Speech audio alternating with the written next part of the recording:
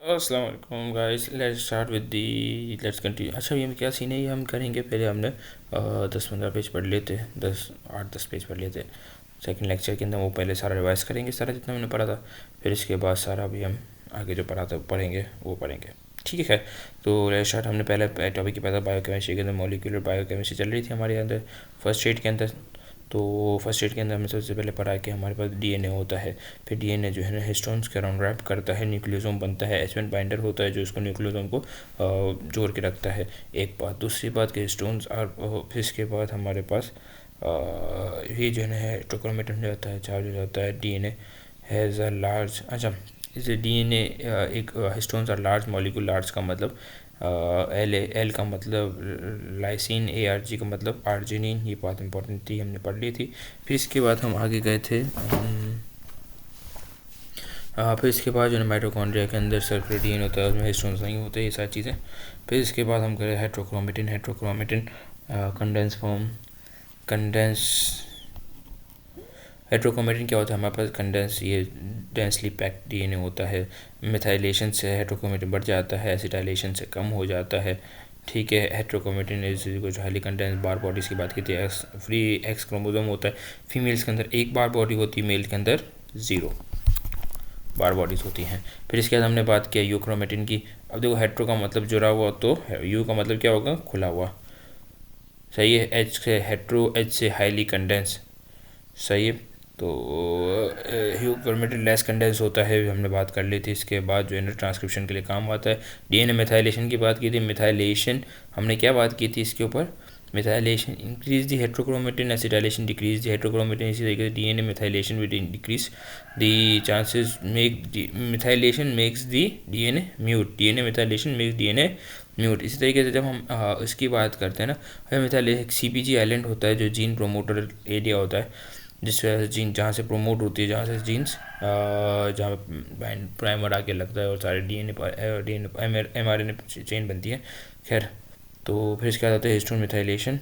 Histone methylation यानी histone bodies की अगर मिथाइलेशन करते हैं तो दो चीज़ हो सकती है, या तो एक्टिवेट या फिर deactivate, depending on the location of the missile group. फिर हिस्टोन एसिटाइलेशन, अब हमने क्या बात की थी यहाँ पे? ये वही वाला बात, methylation increase the heterochromatin, acetylation decrease the heterochromatin. तो उसका मतलब acetylation with decrease the heterochromatin acetylation कम कर देगा और यूक्रोमेटिन बढ़ा देगा। इस तरीके से में लिखा हुआ है। हिस्टोन के पॉजिटिव चार्ज को हटा देता है, जिस वजह से ट्रांसक्रिप्शन होने में मज़ा देता है। थायराइड हार्मोन की सिंथेसिस ऐसी होती है, तो thyroid hormone receptor, thyroid hormone synthesis acetylation की वजह से होती है। हाँ, हिस्टोन डी एसिटाइलेशन की वजह से क्या होगा? एसिटाइलेशन को उल्टा, एसिटाइल को निकाल दो, टाइट हो जाएगा डीएनए। नेक्स्ट, न्यूक्लियोटाइड, न्यूक्लियोसाइड और न्यूक्लियोसाइड में क्या फ़र्क है? न्यूक्लियोसाइड मतलब बेस और राइबोज शुगर, न्यूक्लियोटाइड मतलब base plus ribose sugar plus phosphate. Purine, और प्यूरिन के अंदर हमारे पास 2 ग्रुप हैं, एडिनिन और ग्वाइनिन। पैरामिडिन में 3 ग्रुप हैं, cytosine, uracil, thymidine. Pure as gold, P से प्यूरिन, एडिनिन और ग्वाइनिन, और पैरामिडिन कट दी पाई। तो साइटोसिन, यूरासिल, थायमिन, ये तो हो गया। इसके अंदर एक और सी के अंदर C के अंदर 3 बॉन्ड थे ग्वाइनिन के साथ, AT, A और T के बीच में 2 हाइड्रोजन बॉन्ड से। क्रेजी ग्लू के नाम से आप याद कर सकते हो। CG bond is like crazy glue. Why it's crazy glue? Because it have 3 hydrogen bonds. फिर इसके बाद हमारे पास कुछ ये थे डीअमाइनेशन के रिएक्शन, कि साइटोसिन को डीअमाइन करेंगे, डीअमाइनेशन करेंगे। तो डीअमाइनेशन कैसे होता है हमने बात की थी, किसी तरीके से रिएक्टिव स्पीशीज आ जाए, क्या नाम है हमारे पास, म्यूटेशन हो जाए या फिर कुछ चेंज कर दे हमारे पास। It is non normal. अगर एब नॉर्मल कोई कंडीशन में हो जाए तो ये हो जाता है। Cytosine will convert into uracil, adenine will convert into hypoxanthine, guanine into convert into xanthine, 5 methyl cytosine will convert into thymine. फिर uracil is found in RNA and thymine will be found in DNA, and same goes with the methylation of uracil makes thymine. methylation of uracil, अच्छा look, methylation यहाँ पे है, और ऊपर जो हमारे पास था वो डीएमाइनेशन था। ठीक हो गया। Methylation of uracil will make thymine, ये हो गया हमारे पास। इसके बाद ये प्यूरिन की सिंथेसिस विल रिक्वायर 3 चीज़, GAG गैग। यानी इस प्यूरिन को समझो कि pure cat will gag, pure cat will gag. Gag मतलब उल्टी करेगी, गैग करेगी ना, उल्टी जैसा आएगा। Glycine, aspartate, glutamine, these are the required These are the amino acids required for the purine synthesis. फिर let's move on with the purine synthesis. हमारे पास दो तरीके से, अब फिर हमने बात की थी de novo purine synthesis, pyrimidine synthesis, salvage synthesis और excretion of the purine, all those thing. तो प्यूरिन की तीन चीज़ें थी, पैरामीडिन सिर्फ डिनोवो था। सही, प्यूरिन कैसे बनता है? 5 ribose 5 sugars will convert into PRPP, PRPP will convert into IMP, IMP convert into GMP and CMP. Okay, जो पीआरपीपी जब हमारा 5 राइबोस 5 फॉस्फेट जब हमारा पीआरपीपी बन जाता है, फिर पीआरपीपी से जब आईएमपी बनता है तो उसके अंदर हमारे 5 स्टेप होते हैं, go forward and go create an IMP, go forward and go create an IMP हमारा निमोनिक था। इसका मतलब ये होता है ग्लूटामेट, और ग्लूटामेट हो गया, गो फॉरवर्ड ऐसे फॉर्मलडिहाइड, और गो क्रिएट से जी से आगे हमारे पास ग्लाइसिन, और सी से मतलब कार्बन डाइऑक्साइड हो गया, और इसी तरीके से हमारे पास ए से एस्पार्टेट हो गया, AN से। ठीक हो गया। खैर,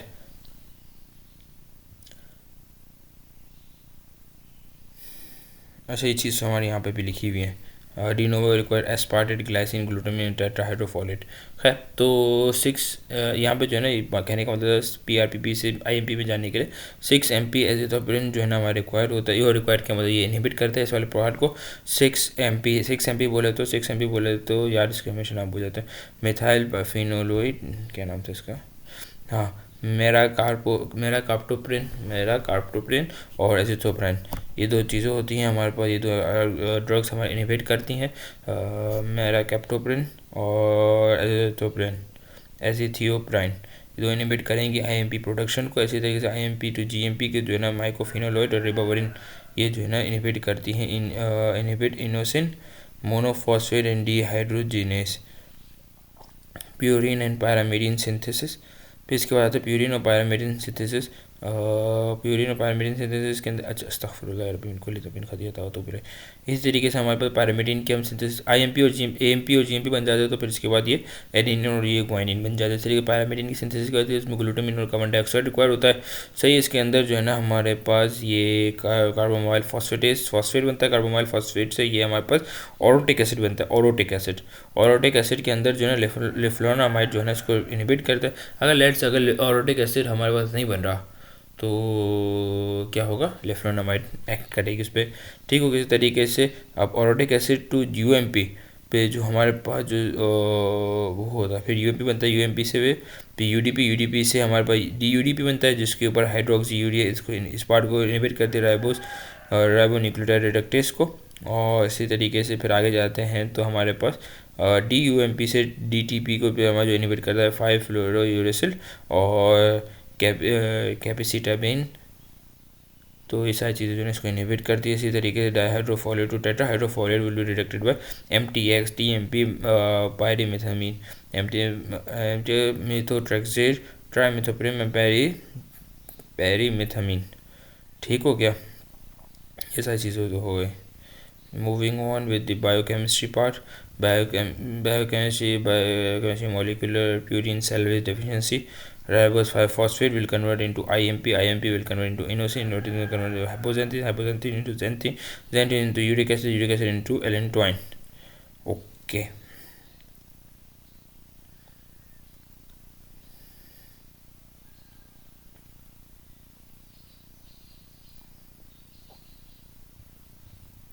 खैर, IMP will convert into inosine, ये हमारे पास उसकी सेल्वेज पाथवे है। सही, हमारा IMP यानी एक्सक्रीशन वाला है। IMP will convert into inosine, inosine into hypoxanthine, hypoxanthine into xanthine, xanthine into uric acid. ये हमारे इसका एक्सक्रीशन वाला पाथवे। आज इस एक्सक्रीशन वाले पाथवे को भी कोई इनहिबिट करता है, जिस एक्सक्रीशन वाले पाथवे को भी इनहिबिट करता है। कौन से? Hypoxanthine to xanthine, xanthine into uric acid. इन दो पाथवे को xanthine ऑक्सीडेज इसको ये काम कराता है। इस पर दो काम करते हैं, एक है फिबॉक्सो स्टेट और एलोपिरिनोल। ये दो चीज़ें जो है इसको इनहिबिट करती हैं, यानी यूरिक एसिड की प्रोडक्शन को डिक्रीज़ करते हैं। यानी वो पाथवे जिसके अंदर ये दो ड्रग्स हैं जो है यूरिक एसिड को प्रोडक्शन को डिक्रीज़ करता है। अच्छा, वो पाथवे जिसके अंदर हम यूरिक एसिड ज़्यादा बन रहा है तो उसकी यूरिक एसिड की प्रोडक्शन को कम करने के लिए तो हम ये दे सकते हैं। वो कौन सी चीज़ होती है जिसमें यूरिक एसिड ज़्यादा बनता है, वो भी हम पढ़ते हैं। हमें फिर इसके अंदर सेल्वेज पाथवे जिसके अंदर हमें रिसाइकल करना होता है। रिसाइकल के अंदर एक होता है हाइपोजेंथीन टू इंटू IMP लेके जाने के लिए एक एंजाइम होता है जिसका नाम होता है HGPERT, HGPRT जो हाइपोक्साइथिन को विल कन्वर्ट इनटू IMP। अच्छा, HGPRT और किस काम करती है? बिल्कुल और भी काम करती है। GMP जो ग्वानिसिन, गायनिसिन से ग्वानिन पे बनाता, ग्वानिन को वापस GMP बनाती, वो भी HGPRT करती है। इसी तरीके से हमारे पास जो AMP था, AMP जो है ना एडिनोसिन, फिर एडिनोसिन से इनोसिन बना था। इस तरीके से जो एडिनोसिन टू इनोसिन का जो पाथवे है उसको इनहिबिट करती है हमारे पास क्लेड्राबिन और पेंटोस्टेटिन। ये जो इस चीज़ को इनहिबिट करती है, जिसके से AD होते हैं, ADA यानी एडिन डाइहाइड्रोजनेज डेफिशिएंसी हो जाती है। खैर वो तो एक अलग बात है, लेकिन एक हमारे पास नॉर्मली भी चीज़ इनहिबिट होती है, वो होती है सीवियर कंबाइन इम्यूनो डिफिशियंसी के अंदर। ठीक हो गया। फिर इसके अंदर बस ये सारी चीज़ें इंपॉर्टेंट थी। अच्छा, इसके अंदर ये चीज़ें लेशनियान सिंड्रोम जो बात के GPRT को जो इनहिबिट कर देता है वो लेशनियान सिंड्रोम होता है, जिसके अंदर से इसका वर्ल्ड फेमस जो इसका निमोनिक HGPRT, H से मतलब हाइपर यूरिसीमिया, G से कॉप, G से और P से पिस्ट ऑफ का मतलब बंदा जो है ना म्यूटेशन, अपने आप को सेल म्यूटिलेशन करेगा और जो है ना क्या नाम है एग्रेसिव होगा। सही इसी तरीके से HGPRR का मतलब होता है रेड ऑरेंज रेड क्रिस्टल, जो हमारे पास सैंड लाइक क्रिस्टल बनते हैं डायपर के अंदर। और इसके आगे मतलब TT, इसका मतलब टेंस डिस्टोनिया। इस तरीके से जो है ना फीचर्स आएंगे।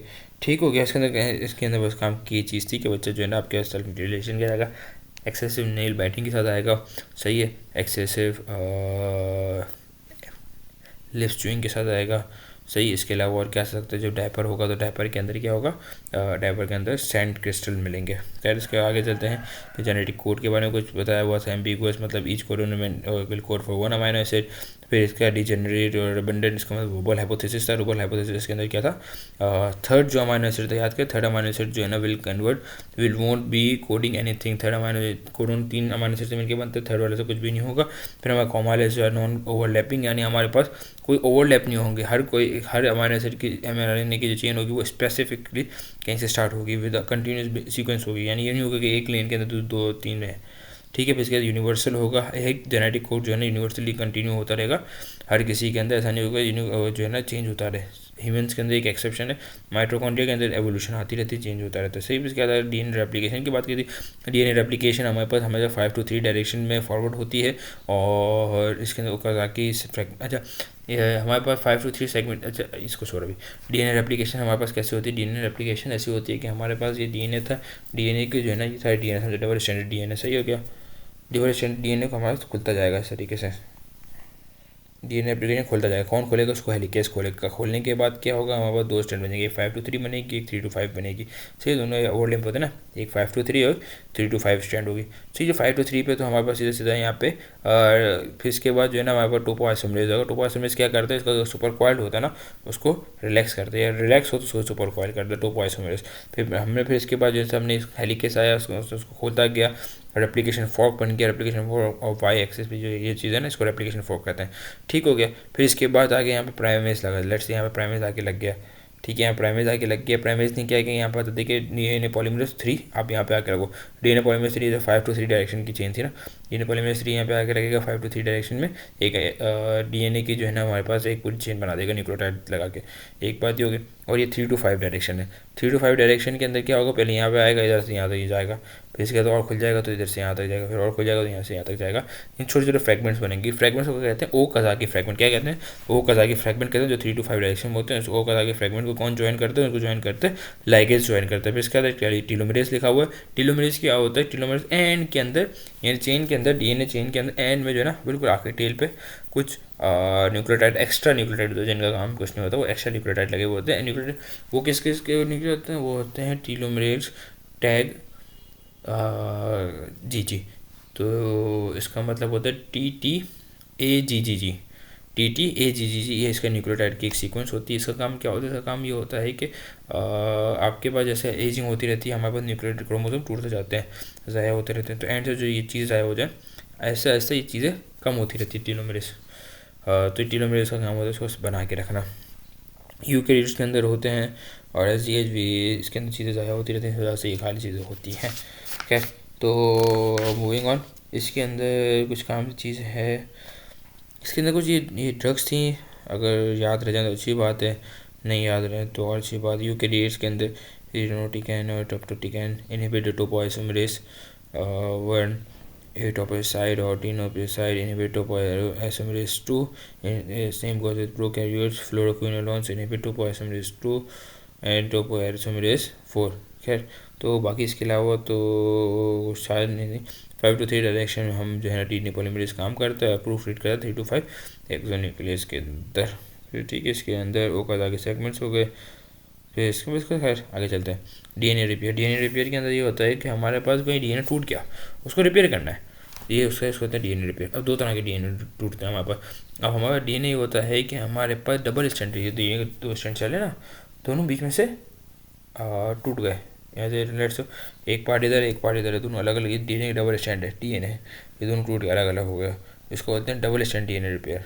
ठीक है, इसका मतलब एक सिंगल दो स्ट्रैंड थी, सिंगल स्ट्रैंड एक स्ट्रैंड साइड में कर दो, सही है, दूसरे स्ट्रैंड के एक पार्ट ठक करके थोड़ा टूटा है, सही है, कुछ भी चेंजिंग आई है इसके अंदर। ये दो चीज़ हो गई। दो चीज़ें अगर दो जो डीएनए आपस में जो है ना, दो डीएनए, ये पूरा डीएनए के दो डबल हेलिक्स स्ट्रक्चर, ये डबल हेलिक्स स्ट्रक्चर दोनों जुड़े हुए थे, कहीं से टूट गए तो क्या होगा, उसमें दो तरीके से इसकी रिपेयर हो सकती है। एक तो यहाँ टूटे हैं तो कोई भी फ्रैगमेंट को आपस में आकर जोड़ दो, और कोई चीज़ ज़ाया होती है, ज़ाया होने तो इसको नॉन होमोलोगस एंड ज्वाइनिंग। दूसरा होता है इसके अंदर दोनों टूटे ना, ये इसकी जो है ना, जो इसका बिल्कुल जो जैसे पेरेंट क्रोमोसोम था, पेयर क्रोमोसोम था, वो लेके आओ, इसका नाम लगाओ, और जो चीज़ बेस रिपेयर जो ज़ाया हो गया उसको वापस से रिपेयर करो, और जो जोड़े उसको बोलते हैं होमोलोगस रिकॉम्बिनेशन। वो तो नॉन होमोलोगस एंड ज्वाइनिंग था, ये है होमोलोगस रिकॉम्बिनेशन। फिर moving on with single strand nucleotide excision. इसका मतलब ये चीज़ देख लो, इसके अंदर हमारे पास होता है, इसके अंदर तीन चीज़ें होती हैं। एक होता है न्यूक्लियोटाइड एक्सीजन रिपेयर, दूसरा बेस एक्सीजन रिपेयर और मिसमैच रिपेयर। सारी चीज़ें पढ़ चुके हैं, स्पीड से मैं इसलिए घुमा रहा हूँ। पहला होता है हमारा न्यूक्लियोटाइड एक्सीजन रिपेयर, जिसमें पैरामिडीन का डायमर बन जाता है, यूवी रेज का एक्सपोजर होता है, जिसके टीटी का बॉन्ड बन जाता है, टीटी को एंडोन्यूक्लियस टीटी को उठा के बाहर पूरे उठा के बाहर फेंकता है, जिसके बाद आके डीएनए पॉलीमरेज और लाइगेज मिलकर नई स्ट्रैंड बना लेते हैं। ये डीटी का पैरामिडीन डायमर कैसे बनता है, यूवी रेज से जीरोडर्मा पिगमेंटोसा के अंदर ये काम होता है। इसमें दो चीज़ें याद रखने के, जीरोडर्मा पिगमेंटोसा और यूवी रेस की वजह से टीटी का डायमर। फिर मूविंग ऑन, फिर इसके बाद क्या होता है हमारे base excision repair. Base excision repair के अंदर क्या होता है, हमारे पास एक बेस चेंज हो जाती है। Guanine should be bind with the C cytosine, लेकिन ग्वाइनिन जो है ना हमारे पास गलती से ये साइटोसिन जो है ना चेंज होकर यूरेसिल बन जाता है, सही है। तो इस वजह से क्या होता है, हमारी एक बेस को ये निकाल देते हैं। बेस को कौन निकालते हैं, ग्लाइकोसाइलेज एक एंजाइम होता है, एक सिंगल बेस को निकाल देते हैं। जिसको सिंगल बेस को निकाल देते हैं तो क्या होता है, हमारे पास एक एपी साइड बन जाता है, एक एम्प्टी साइड बन जाता है, एपी साइड कहते हैं जैसे। ठीक है, इसके बाद जो है ना वो एक एंडोन्यूक्लियस आता है, उस पार्ट को निकालता है खाली उसी साइड को। फिर इसके बाद डीएनए पॉलीमरेज और लाइगेज आता है, जो उसको एक साइटोसिन कोड करते हैं और उसके बाद लाइगेज को जोड़ देता है। ये बेस एक्सीजन रिपेयर। इसका ये चीज़ याद रखते हैं, ग्लाइकोसिस इसका जो है ना, जो इसका निमोनिक है, वर्ल्ड फेमस निमोनिक, उसको निमोनिक का याद रखना है, जेल प्लेस, GELPLE ऐसे इसके अंदर लिखा हुआ भी जेल प्लेस, इसको याद रखना है। इसके अंदर जीरोडर्मा पिगमेंटोसा और यूवी रेज की एक्सपोजर, ये इंपॉर्टेंट है। फिर इसके बाद आता है मिसमैच रिपेयर। पहले हमने पढ़ा nucleotide excision repair, nucleotide excision repair भी होता है, इसके बाद न्यूक्लियोटाइड एक्सीजन रिपेयर, दूसरा है हमारा बेस एक्सीजन रिपेयर, और फिर इसके बाद मिसमैच रिपेयर। मिसमैच रिपेयर के अंदर क्या होता है, हमारे पास जैसे एडेनिन और ग्वाइनिन मैच नहीं कर रहे, adenine should be bind with thymine, so what will happen that whole this thing will be removed, और मिसमैच रिपेयर के अंदर ये सारी चीज़ें रिमूव हो जाएगी, और जो है ना हमारे पास ये पूरा पार्ट अलग करेगा उसको। तो इसके अंदर उसके ज़्यादा फ़र्क ही नहीं है, इसके अंदर बस ये है कि हमारे पास ग्लाइकोसाइलेज आता है, एपी साइड बनती है और बन जाता है, सेट हो जाता है। इसके अंदर पूरा पार्ट रिमूव होगा, वापस से डीएनए पॉलीमरेज लाइगेज करके काम कर लेगा। ये कहाँ पे होता है हमारे पास मिसमैच रिपेयर जो है ना, इसके अंदर देखो एक चीज़ ये है, न्यूली सिंथेसाइज कोई स्ट्रैंड होगी तो उसके अंदर आता है, सही है। इसके मतलब glyco base specific glycosylase remove the altered base and creates AP site का मतलब होता है ए प्यूरिनिक या ए पैरामेटिनिक साइड, जिसमें प्यूरिन था या पैरामेटिन था, जो भी था एपी होगा। और न्यूक्लियोटाइड रिमूव एंडोन्यूक्लियस आगे क्लीव करता है, सारी चीज़ें तो हमें पता है। न्यूली स्ट्रैंड सिंथेसाइज के अंदर तो मिसमैच रिपेयर कहते हैं उसे, और इसके अंदर जो नहीं हमारे पास इसके लिए इंपॉर्टेंट किस चीज़ के, लिश सिंड्रोम, ये होता है लिशनियन सिंड्रोम। लिशनियन सिंड्रोम हम पहले पढ़ चुके हैं। लिशनियन सिंड्रोम क्या होता है, जिसके अंदर हमें GPRT की सिंथेसिस HGPRT हाइपरयूरिसीमिया, जी से गाओ, HGPP का मतलब पिस्ट ऑफ, और R का मतलब तो रेड ऑरेंज क्रिस्टल, और T का मतलब हमारे पास ऐसी चीज़ें थी। खैर तो मूविंग ऑन, ये मिसमैच रिपेयर हो गया, ये पार्ट निकला, ये पार्ट निकलने के बाद उसके बाद वापस से जो खैर आगे ना मूविंग और तो म्यूटेशन डीएनए म्यूटेशन हमारे पास 3 तरह के, हमारे पास silent to frame shift, silent missense nonsense frame shift, फिर ट्रांजिशन ट्रांसवर्जन, और ट्रांजिशन मतलब होता है purine to purine, A to G. अब ऐसे 2 चीज़ होते हैं ट्रांजिशन, दो म्यूटेशन होती है, एक होती है ट्रांजिशन म्यूटेशन, एक होती है ट्रांसवर्जन म्यूटेशन। ट्रांजिशन मतलब प्यूरिन से प्यूरिन चेंज हो जाए या पायरामिडीन से पायरामिडीन चेंज हो जाए। लेट्स से कोई न्यूक्लियोटाइड यहाँ पे एडेनिन तो वहाँ पे थायमिन आ जाए, थायमिन क्या बोल रहा हूँ, एडेनिन था वहाँ पे वो आ जाए एस प्योर एस गोल ग्लाइसिन आ जाए। ये इसी तरीके से कट CUT में साइटोसिन था, थायमिन आ जाए, थायमिन था तो साइटोसिन आ जाए। ठीक है, इसको ट्रांजिशन बोलते हैं। और ट्रांजिशन का ट्रांसवर्जन का मतलब क्या होता है, ट्रांसवर्जन बड़ा है ना, ट्रांजिशन छोटा है, ट्रांजिशन छोटा है, इस तरीके से ट्रांसवर्जन बड़ा है।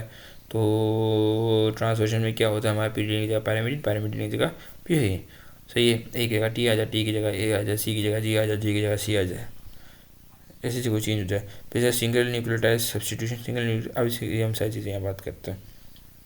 देखो ओरिजिनल सीक्वेंस ये GAG, इसके अंदर सिंगल म्यूटेशन मतलब वो आगे का जो है ना हमारे पास साइलेंट म्यूटेशन हमने क्या बात की थी, वोबल हाइपोथेसिस के अंदर, वोबल हाइपोथेसिस के अंदर हमने बात की थी कि हमारे पास जो थर्ड न्यूक्लियोटाइड होता है ना, थर्ड वाला, उससे ज़्यादा फर्क नहीं पड़ेगा। जैसे कि इसके अंदर कोडोन, ये कोडोन है GAG, इसके अंदर थर्ड न्यूक्लियोटाइड है G वाला, इसको चेंज करने से ज़्यादा फर्क नहीं पड़ेगा, उसको बोलता है वोबल हाइपोथेसिस, हमने जो बात की थी। इस तरीके से साइलेंट म्यूटेशन के अंदर GAG था, यहाँ पे GAA कर दें तो इसके अंदर जो भी प्रोड्यूस होगा उससे ज़्यादा कुछ फर्क नहीं पड़ेगा। पहले भी ग्लूटेनिन को वो कोड करता था, इसमें ग्लूटेनिन को कोड करेगा। फिर से इसी तरीके से मिस सेंस म्यूटेशन का मतलब ये होता है, यानी हमारे पास MISS को मिस सेंस को अब याद रखो, MISS को याद रखो आप कि सब्सटीट्यूशन, S से सब्सटीट्यूशन याद रखो, तो बीच वाला जो सब्सटीट्यूट कर देगा, ठीक है। बीच सब्सटीट्यूट पहले हमारा GAG था, GTG बन गया, GTG से GUG को कोड करेगा, GUG को कोड करेगा तो वैलिन को ये कोड करता है, फिर ग्लूटामिक एसिड को कर रहा था, अभी ये वैलिन को कर रहा है। ठीक हो गया, ये क्या हो, सिकल सेल डिजीज़ के अंदर ये चीज़ होती है, पाई जाती हैं। ठीक हो गया, इसके बाद आगे चलते हैं। इसके बाद GAG था, इसके अंदर फ्रेम शिफ्ट कैसे होती है, बीच में एक T के साइड बीच में घुस जाए तो GTG हो जाएगा, फिर ये आगे कंटिन्यू होता रहेगा, पूरी लाइन आगे ख़राब हो जाएगी। इसी तरीके से फ्रेम शिफ्ट डिलीशन भी होता है, GAG था, G को डिलीट कर दिया, GAC आगे बराबर में लेटर C था तो वो पहले एस्पार्टेट को करेगा, फिर एस्पार्टेट को, यानी पूरा जो है ना कोड सारा आपका ख़राब हो जाएगा। फिर आता है हमारा लैक ऑपरॉन कुछ नहीं होता, हमारे पास क्लासिक एग्जांपल है genetic response to environmental conditions के अंदर, जैसे कि लैक्टोज बढ़ जाता है, ग्लूकोज और लैक्टोज दोनों से हमारे पास मेटाबॉलिज्म हो सकता है प्रोकैरियोट सेल्स के अंदर। तो प्रोकैरियोट सेल्स का एक दिया हुआ है कि लैक्टी जो है ना रेप्रेसर जीन बनाता है, जो हमारे प्रोमोटर और ये ऑपरेटर होता है, इसके ऊपर जाके बाइंड होता है। ये प्रोमोटर जीन के ऊपर जो है कैप्साइड होती है, हमारे पास ग्लूकोज जो है ना जब बढ़ जाता है, ग्लूकोज जो है ना इनहिबिट करता है ATP को कन्वर्ट इनटू CMP, और एडिनिलेज साइक्लेज को इनहिबिट कर रहा होता है ग्लूकोज, सही। इसी तरह CMP जो है ना हमारे पास कैप को स्टिमुलेट करता है, कैप को स्टिमुलेट करेगा, कैप जो है ना ये कैप साइड पे जाएगी जो प्रोमोटर को स्टिमुलेट करेगा, लेकिन ऑपरेटर पे जाकर रुक जाएगा। क्यों रुक जाएगा, क्योंकि operator is blocking the leg का जो पूरा जो हमारे पास mRNA का जो आगे चलेगा RNA पॉलीमरेज उसको इनहिबिट करता है। जब हमारे लेकिन हमारा लैक्टोज जो है ना ये जाके ऑपरेटर से बाइंड करके ऑपरेटर को खोल देता है, जब ऑपरेटर को खोल देता है तो ये आगे जा सकेगा। ठीक है, जैसे ऑपरेटर लैक्टोज बढ़ जाएगा, ग्लूकोज कम है इसने प्रोमोटर को इनहिबिट प्रोमोट किया हुआ है, वैसे हमारे पास आ गया लैक्टोज भी बढ़ गया, लैक्टोज ने इसको हटा भी दिया तो 2 वे हमारे कन्फर्मेशन हो गया, डायरेक्ट करके हमारे बनते जाएंगे, जिसकी वजह से लैक्टेज बन जाएगा, लैक्टोज की मेटाबॉलिज्म स्टार्ट हो जाएगी। अल्लाह खैर सलाह। इस तरीके से इसके अंदर भी जो है ना हमारे फंक्शनल ऑर्गेनाइजेशन और यूकैरियोटिक सेल के बारे में कुछ कहा गया है। हमारे पास एक होता है CAT बॉक्स या टाटा बॉक्स, तो एक कार्ड बॉक्स होता है, एक टाटा बॉक्स होता है। ये क्या होता है, हमारे प्रोमोटर ब्लॉक होते हैं, सही है। तो और दूसरा हमारे पास इसके अंदर कुछ हमारे पास एक्सॉन्स होते हैं, इंट्रॉन्स होते हैं। एक्सॉन क्या होते हैं, एक्सॉन क्या करते हैं, exon exit the nucleus and work करते हैं ना, काम करते हैं। Introns will remain inside the nucleus, exon express exit the nucleus and express itself. तो एक्सॉन का काम ये होता है कि एक्सप्रेशन कॉज कराते हैं। तो ये इसके बाद जो है ना अभी हमारे पास एक्सॉन यानी काम के काम होते हैं, इंट्रॉन मतलब काम के नहीं होते, बेकार चीज़ होती हैं। मूविंग ऑन, तो इसी तरीके से हमारे पास एक कैट बॉक्स होता है, एक टाटा बॉक्स होता है, इस वजह से इंट्रॉन्स को काट के निकाल देते हैं, स्प्लाइसिंग कहते हैं। फिर इसके बाद जो जीने कोड करना होता है, इसमें AUG एक हमारा स्टार्ट कोडन होता है, एक स्टॉप कोडन होता है, और उसके पॉली एक लंबी सी चेन होती है। लंबी चेन क्या करती है, लंबी चेन इसको डिग्रेडेशन होने से बचाती है। खैर ये सारी चीज़ें हम आगे पढ़ेंगे आगे। Regulation of gene expression, promoter, हमारे पास 3 4 5 चीज़ें होती हैं जो जीन एक्सप्रेशन को रेगुलेट कर रही होती हैं। तो promoter, promoter is the thing which जो जीन एक्सप्रेशन को एक्सप्रेस कर रहा होता है। ये 80 रिच सीक्वेंस होता है, 80 रिच होता है, 80 रिच सीक्वेंस होता है, जिसके अंदर टाटा और कार्ड बॉक्सेस शामिल होते हैं। सही है, विच differ from the eukaryote prokaryote promoter mutation commonly result in dramatic decrease in level gene transcription. ठीक है, फिर इसका इन्हेंसर होता है जो DNA लोकोस को अप रेगुलेट करता है। सही है, जिसके अंदर एक्टिवेटर होता है, इंक्रीजिंग एक्सप्रेशन करता है। ये सही हो गया। फिर इसके बाद साइलेंसर होता है, जिसको साइलेंस कर देगा, बोलेगा नहीं करो नहीं करो। फिर epigenetics, changes made to gene expression heritable mitotically और meiotically without change in the underlying DNA sequence. Epigenetics होते हैं हमारे पास जीन्स के अंदर चेंजिंग नहीं हुई, कोई हमारे पास चेंजिंग नहीं हुई, लेकिन जो है ना हमारे पास क्रोमोसोम सेम है, लेकिन इसके बाद हमारे पास वो चीज़ ख़राब हो जाए, कोड सेम है लेकिन जो है ना हमारे पास एक्सप्रेस नहीं हो रहा। फिर RNA प्रोसेसिंग यूकैरियोट्स होता है, इसके अंदर आता है हमारे पास कैप आता है, CAP पे कोडिंग आती है। फिर इसके बाद एक इसकी टेल आ रही होती है। अच्छा, जब भी हमारे पास mRNA बनता है ना, सबसे पहले हमारे पास बनता है HNRNA में, जिसको कहते हैं हेट्रोजीनियस न्यूक्लियर RNA। HNRNA क्या होता है, HNRNA एक लंबी सी चेन होती है। HNRNA क्या करती है, एक लंबी सी चेन होती है। लंबी सी चेन क्या करती है हमारे पास, उसकी जो है ना हमारे पास काम होता है, उस पर काम होता है। काम क्या होता है, सबसे पहले उसके ऊपर उसको टोपी पहनाई जाती है। एक चेन है लंबी सी HNRNA की, लंबी सी एक चेन है। ठीक है, यानी वो चेन कौन सी है, जो हमारे पास जो DNA से RNA पॉलीमरेज से DNA की स्ट्रैंड थी, इसको हेलिकेज ने खोला, हेलिकेज ने खोला, इसके ऊपर एक क्या नाम है RNA पॉलीमरेज ने इसके ऊपर एक mRNA की चेन बनाई, HNRNA की चेन बनाई। अब HNRNA से ये HNRNA की चेन है, इसको निकाला है अभी अभी कहाँ से, DNA के अंदर से निकाला है। ठीक है, HNRNA की ये लंबी सी चेन है, एक बात हो गई। दूसरी बात, अब इस HNRNA में को ऐसे हम न्यूक्लियस से समझिए, न्यूक्लियस के अंदर है ना पूरा DNA और RNA पॉलीमरेज न्यूक्लियस के अंदर होता है सारा। तो न्यूक्लियस से बाहर ऐसे सेल के अंदर नहीं आ जाएगा, साइटोप्लाज्म के अंदर नहीं आ जाएगा, काम करने लग जाए। इसके बाद थोड़ा सा काम होगा। इसके बाद काम क्या होगा, सबसे पहले इसको टोपी पहनाई जाती है। इसको टोपी पहनाई जाती है कि तू बहुत अच्छा है, तू बड़ा काम का बंदा है, तो दुनिया को फतह करना है, फलाना ढिमकाना। तो टोपी कहाँ पहनाएंगे, टोपी पहनाएंगे 5 स्टार होटल के अंदर। सही है, टोपी कहाँ बनाएंगे, 5 स्टार होटल के अंदर। तो कैंपिंग एट 5 एंड के अंदर जो है ना इसकी टोपी पहनाते पहली बात। फिर 7 मिथाइल गुआइनोसिन की टोपी पहनाई जाती है। फिर इसके बाद जो है ना इसको हम अब टोपी तो पहना दी, अब टोपी पहनाने के बाद जो है ना इसकी क्या नाम है, इसको हम कटाकर बनाते हैं इसका।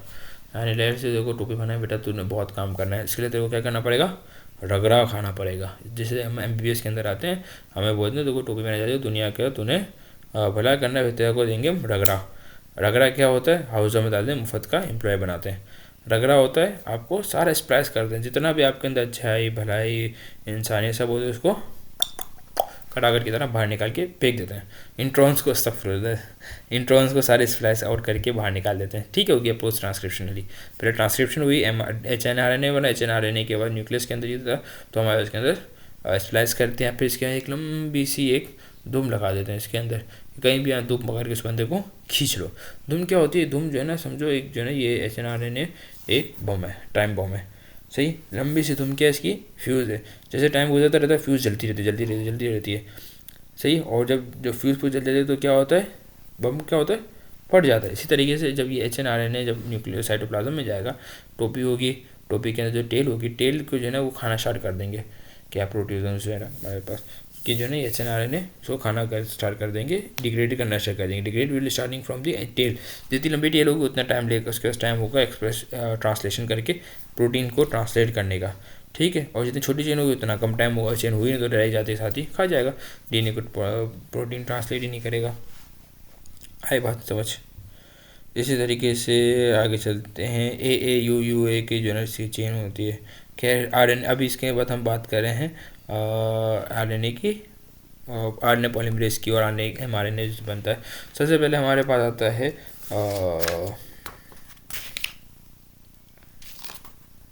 कहाँ थे हम? RNA पॉलीमरेज पे। RNA पॉलीमरेज, ये वाला पार्ट। RNA पॉलीमरेज के अंदर जो है ना RNA पॉलीमरेज 1 होता है जो मेक्स RRN, अच्छा इसके 3 RNA होते हैं RNA पॉलीमरेज के अंदर। 3 कौन से होते हैं? 1 2 3, बाबा बुड्ढे की मशीन।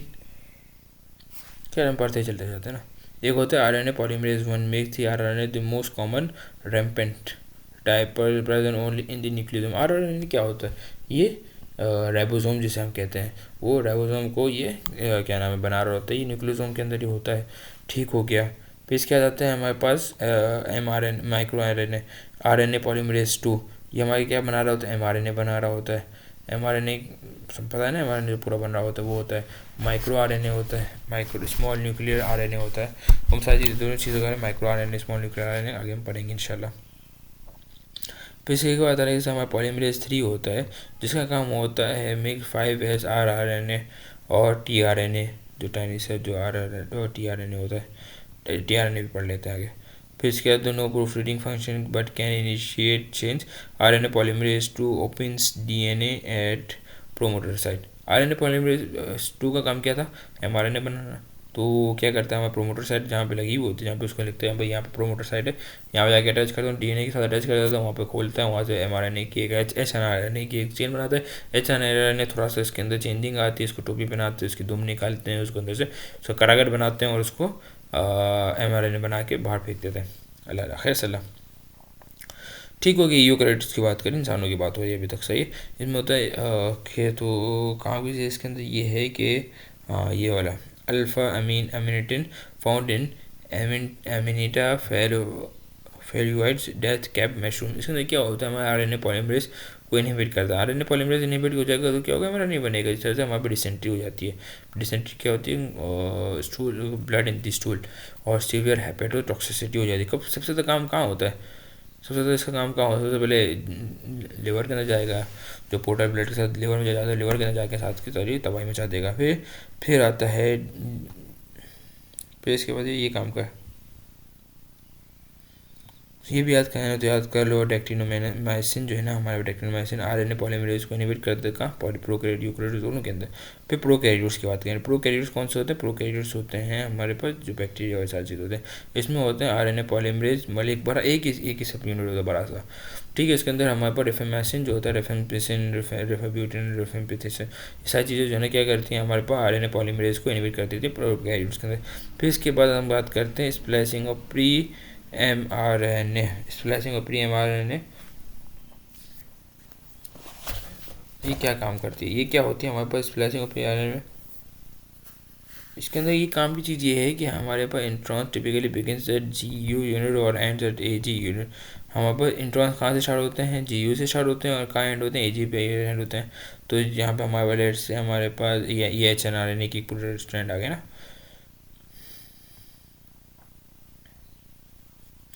पूरी कटाकट बनाने का तरीका बताया जा रहा है कि GU यूनिट से स्टार्ट होगा। फिर इसके बाद जहाँ पे हमारे पास जहाँ पे इंट्रॉन चलता रहेगा, इंट्रॉन को वहाँ से कटा देंगे। इससे लेट से पूरा इंट्रॉन हट गया, ये एक्सॉन था, ये एक्सॉन था, इन दोनों को आपस में जोड़ दिया, एक mRNA की चेन बन गई। अल्लाह खैर से इंट्रॉन और एक्सॉन की हम बात कर चुके हैं। अल्टरनेटिव स्प्लाइसिंग भी टर्म होती है। अल्टरनेटिव स्प्लाइसिंग ये होता है कि एक DNA की लंबी सी चेन है, इसके अंदर एक्सॉन A1 और 2 और 3 को मिला के एक अलग DNA वो प्रोटीन बनेगा, और एक्सॉन 1 और 3 और 5 को मिला के एक अलग बनेगा, और एक्सॉन 1, 4 और 6 को मिला के एक अलग बनेगा। यानी different combination of exons will make different chains of protein which eventually will cause different functions in the body or different enzymes or different hormones depending on the size and structure and all those things. फिर let's move on to the tRNA के structure. tRNA का structure क्या होता है? इसके अंदर एक हमारे पास तरीके से हेयरपिन स्ट्रक्चर होता है, लंबा सा, सही। उसके अंदर जो है ना यहाँ पे हमारे पास एक वोबल पोजीशन होती है, और अभी छोड़े वोबल पोजीशन कुछ नहीं, भूल जाओ, ठीक है। इसके अंदर एक हमारे पास एंटीकोडोन होता है। एंटीकोडोन ये है जो कि हमारे पास एक नीचे लेट से हमारे पास नीचे ये देखें, जहाँ मेरा माउस जा रहा है वहाँ पे mRNA की चेन चल रही है, सही है। mRNA की चेन चल रही है, mRNA लेट से एक mRNA की चेन है, ये लंबी सी चेन के नीचे एक हमारे पास नीचे से एक राइबोसोम का छोटा यूनिट है, राइबोसोम का बड़ा यूनिट है, सही है। उसके बीच में हमारे पास एक mRNA की चेन चल रही है, mRNA की चेन है माउस का। इसके अराउंड नीचे एक छोटा राइबोसोम का छोटा यूनिट, इसके अराउंड ऊपर राइबोसोम का एक बड़ा यूनिट, जिसके अराउंड और राइबोसोम का बड़ा यूनिट में जाके tRNA आएगा, सही है। tRNA आएगा, उसका एक तस्वीर भी होगी यार इसकी, हाँ ये ना, ये एक hMRNA की चेन चल रही है, हमारे पास ये राइबोसोम पूरा चल रहा है, ये छोटा यूनिट राइबोसोम का, फिर राइबोसोम का बड़ा यूनिट। ठीक है, टीआरएनए आएगा, टीआरएनए लगेगा जाएगा, आएगा लगेगा जाएगा, आएगा लगेगा जाएगा। ठीक है, आएगा। सबसे पहले टीआरएनए स्टार्ट होते हैं AUG पे, स्टार्ट कोडन होते हैं AUG। सही, इसके अंदर हमारे पास एमआरएन राइबोसोम के 3 पॉइंट्स होते हैं, EPA, EPA, ई का मतलब एग्जिट, ई का मतलब प्रोसेस, ए का मतलब इनिशिएटर एक्टिवेटर। ठीक है, सबसे पहले जो स्टार्ट कोडन आएगा प्रोसेस पी पे लग जाएगा। सही है, फिर इसके बाद जैसे दूसरा कोई कोडन आएगा, जैसे इसके अंदर आ गया, फिर ये आगे से लगेगा, और ये जो है ना अपना ये एग्जिट होने से पहले अपना methylene group will can transfer to this one. फिर इसके बाद जो है ना ये अब ये निकल जाएगा, फिर इसके बाद तीसरा, इसका चौथा आएगा, फिर चौथा पांचवा आता रहेगा। आई समझ? इस तरीके से ये लंबी होती जाएगी। जब एंड होगा तो क्या हो जाएगा, एंड में हमारे पास ये भी स्टॉप कोडन आएगा। स्टॉप कोडन के अंदर कोई खुद का कोडन होता नहीं है, खुद का कोई अमाइनो एसिड नहीं होता, अमाइनो एसिड नहीं होता, स्टॉप कोडन आके ए पे लगेगा, और ये पी से वो निकल जाएगा, और एक प्रोटीन की जो लंबी अमाइनो एसिड की चेन है वो निकाल देगा। वो अमाइनो एसिड की चेन कहाँ जाएगी, वो अमाइनो एसिड की चेन जाएगी गोल्जी बॉडीज़ के अंदर, या जो गोल्जी बॉडीज़ के अंदर हल्की बड़ी चेंजिंग होगी, हल्की चेंजिंग होगी तो प्रोसेस करेंगे, इसको पैक करेंगे, इसको दे देंगे जिसको भी देना होगा। तो खैर, गोइंग बैक टू टीआरएनए जहाँ से हमने स्टार्ट किया था। सही है, हमारे पास टीआरएनए होता है। टीआरएनए इसके अंदर कोई काम की चीज़ तो नहीं है, देखते हैं।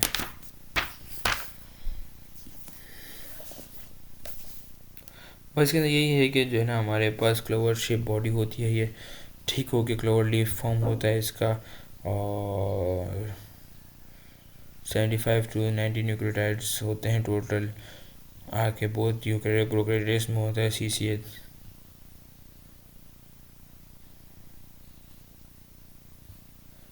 बस ठीक है, अच्छा इसके कुछ आर्म्स होते हैं, एक उधर टी आर्म है, उधर डी आर्म। सही है, टी आर्म क्या करता है, ये मैं आपको इस तस्वीर में समझाता हूँ। इसका एक है डी आर्म, इसका एक है टी आर्म, इसका एक ही है नीचे वाला एंटी कोरोनल। अच्छा, इसके जो ऊपर जो लगा वो होता है अटैचमेंट साइट, इसके अंदर हाइड्रोजन हाइड्रोक्सिल ग्रुप होता है, कट के अमाइनो एसिड से मैच हो जाता है। ठीक हो गया, तो इसको बोलते हैं चार्जिंग। ये भी स्ट्रक्चर इसका, ये चार्जिंग है, अमाइनो एसिड के साथ ये जुड़ा हुआ होता है। सही है, फिर इसके बाद जो है ना जब ये रिएक्शन होता है ATP रिक्वायर होता है अमाइनो एसिड को जोड़ने के लिए। सही है, फिर इनिशिएटर फैक्टर होता है। इनिशिएटर फैक्टर क्या होता है, इनिशिएटर फैक्टर ये होता है कि हमें पता है कि जोड़ दे इसको एंटी कोडन से, कोडन को एंटी कोडन से जोड़ दे, इसको इनिशिएटर फैक्टर कहते हैं। फिर इसके अंदर स्टार्ट और स्टॉप कोडन होता है। AUG की बात कर ली, जो है ना AUG ऑक्यूरेट्स दी प्रोटीन, ऑगमेंट्स दी ऑक्यूरेट्स। सही तरीके से एमआरएनए स्टॉप कोडन होते हैं UGA, UAA, UAG, you go away, you are away, और यू आर गॉन। UGG नहीं होता, याद रखना, UGG स्टॉप कोडन नहीं होता। ठीक हो गया, आगे चलते हैं। प्रोटीन सिंथेसिस की तो हमने बात कर ली, हमारे पास इनिशिएशन होती है। ये चीज़ इंपॉर्टेंट, यूकैरियोट्स के अंदर 40 + 60 ATS बनता है, 40 + 60 इसका एवरेज कितना होता है ATS यूकैरियोट्स के अंदर होता है, और प्रोकैरियोट्स के अंदर 70 है। 30 + 50 प्राइम के अंदर प्राइम नंबर होता है, जो हमारे राइबोसोम का नंबर है। फिर इसके बाद आगे मूविंग ऑन के इनिशिएटर फैक्टर होता है, जो कि आगे असेंबल करता है, GTP लेता है, ATP लेता है, जिस वजह से हमारे पास ग्रिपिंग और गोइंग प्लेस सब कुछ। Elongation thinking of going APE, A side, P side, E side, A side, incoming amino असल tRNA accumulating growing peptide holding empty tRNA as it exits। खैर, तो टर्मिनेशन में वो निकल जाता है। Post translation modification, post translation modification के अंदर ये होता है कि रिमूवल ऑफ N और C terminal peptide from zymogen to generate mature.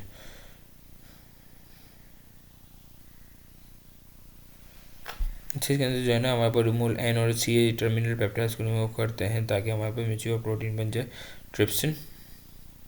Trypsin में आता है phosphorylation, glycosylation, hydroxylation, covalent alteration, यानी सारी चीज़ें जो है ना हमारे पास ये सारी चीज़ें हो जाती है। इस वजह से हमारे पास पोस्ट ट्रांसलेशन मॉडिफिकेशन, ट्रांसलेशन मतलब हमारे पास mRNA की फॉर्म बन के अभी जो है ना इसके अंदर पोस्ट ट्रांसलेशन मॉडिफिकेशन करनी है। सबसे पहले ट्रिमिंग कर दे। ट्रिमिंग मतलब हमारे पास ट्रिमिंग के अंदर बाल काटते हैं ना, ट्रिमिंग के अंदर बाल काटते हैं, N और C टर्मिनल पे कुछ पेप्टाइड होते रखते हैं, उसको चेंजिंग कर देते तो पोस्ट ट्रांसलेशन चेंज हो जाता है। जैसे जाइमोजिन होता है, उसको हम वो करेंगे तो ट्रिप्सिनोजिन ट्रिप्सिन में हो जाएगा, जो चेंजिंग करते हैं तो यानी इनएक्टिव से एक्टिव फॉर्म में आ जाता है। इससे एक कोवेलेंट अल्ट्रेशन होती है, जैसे फॉस्फोराइलेशन, ग्लूकोसाइलेशन, हाइड्रोक्सिलाइजेशन, मेथाइलेशन, एसिटाइलेशन, यूबिक्विनेशन।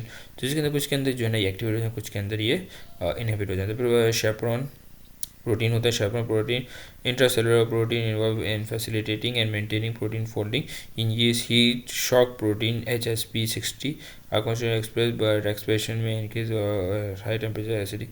इसमें कुछ होता है कि हमारे कुछ शेपर्न प्रोटीन्स होती हैं जो हमारे पास इन सर्टेन कंडीशन के अंदर निकलती है, जैसे ईस्ट के अंदर हमारे पास हाई टेम्परेचर के एसिडिक पीएच के अंदर या हाइपोक्सिया के अंदर जो है ना हमारे पास ये प्रोटीन निकलती है HSP60, जो कि हमारे पास इन सबको इससे प्रिवेंट करती हैं एज अ प्रिकॉशन मेथड। अभी नेक्स्ट टॉपिक बायोकेमिस्ट्री का नेक्स्ट टॉपिक स्टार्ट होने जा रहा है, सेल्यूलर बायोकेमिस्ट्री। सेल्यूलर बायोकेमिस्ट्री के अंदर हमारे सेल फेजेस होते हैं। सेल फेजेस क्या होते हैं हमारे पास? अच्छा, सेल फेजेस क्या होता है?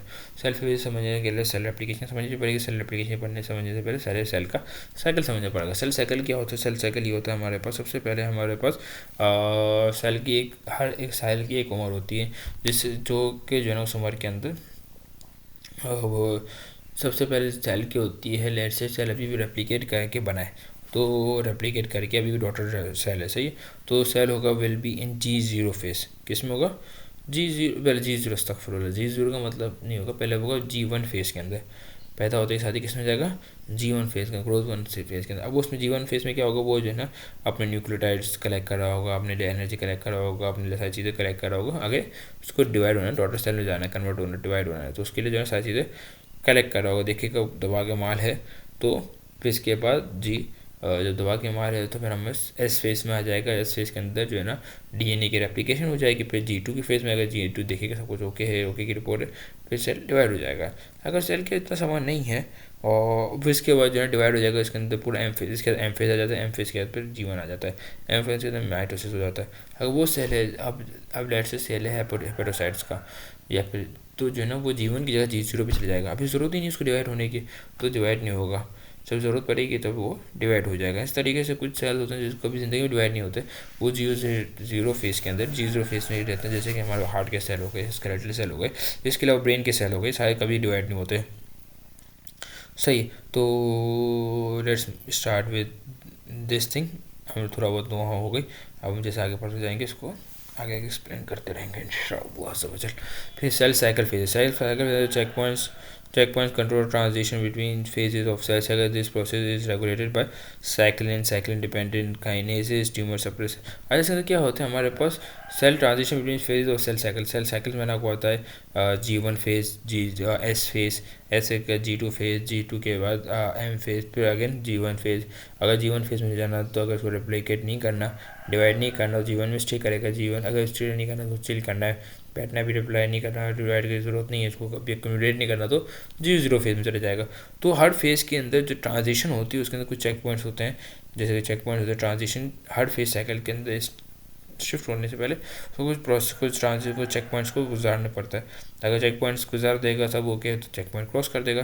This process is regulated by cycle. अच्छा, ये कौन रेगुलेट करता है? साइकिलिन रेगुलेट करता है, CDK रेगुलेट करते हैं, ट्यूमर सप्रेसर जीन होते हैं जो रेप्लिकेट करते हैं, ये करते हैं कि ग्रोथ होने से प्रिवेंट करते हैं, ठीक है। इसके बाद एम फेज होता है। एम फेज क्या होता है? सबसे शॉर्टेस्ट फेज होता है सेल साइकिल का। इसके अंदर माइटोसिस हो जाता है, जिस माइटोसिस के अंदर क्या होता है PMAT के नाम से माइटोसिस को याद करते हैं। प्रोफेज, प्रोमेटाफेज, एम मेटाफेज, एनाफेज और टीलोफेज। फिर इसका साइटोकाइनेसिस होता है, साइटोप्लाज्म स्प्लिट्स इनटू 2। फिर G1 phase of variable duration होता है। खैर सारी चीज़ें वही चीज़ें जो मैंने आपको बताई सारी। फिर regulation of cell cycle. Regulation of cell cycle के अंदर साइक्लिन डिपेंडेंट काइनेस होता है, constitutively express but inactive and not bound to cyclin. अच्छा, इसका सीन ये होते हैं हमारे पास कुछ चीज़ होती है हमारे पास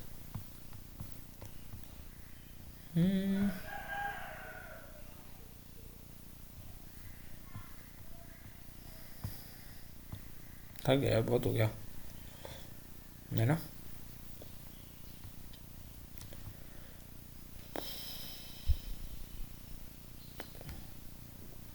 बाकी हम बाद में करते हैं इंशाअल्लाह।